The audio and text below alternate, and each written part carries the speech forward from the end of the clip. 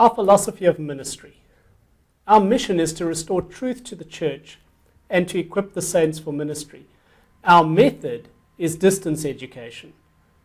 Now, we chose distance education because we believe it is an effective way to teach and to train. There was a major study done by the US Department of Education which found that in many instances, online instruction is in fact more effective than face-to-face teaching. They found that when distance education is done well, it really works. So what does it take to do distance education well? We're going to summarize our answer using the 4 C's and 4 matching slogans. These constitute a big aspect of our philosophy of ministry. The first C is community, taking the distance out of distance education. Isolation makes distance education difficult. The more we can take the distance out of distance education, the more our students will succeed. We aim to do this by using technology to build an online community of learning, to make ourselves personal, to get to know our students, and to help them to get to know us and one another. The second C is church, training for ministry in ministry. We believe the best context for growing in God is the local church. The best place to learn how to do ministry is in the church, the context of ministry.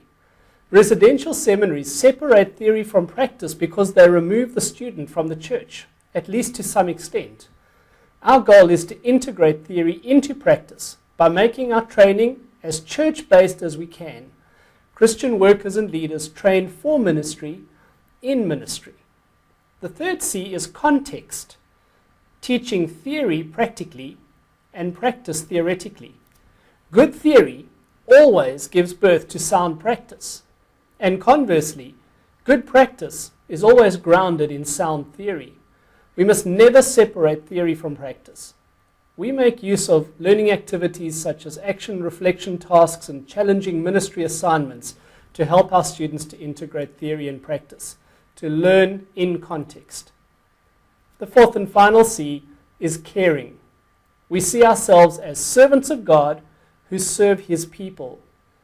There's an old adage which says, people don't care what you know until they know that you care. This is true of students as well.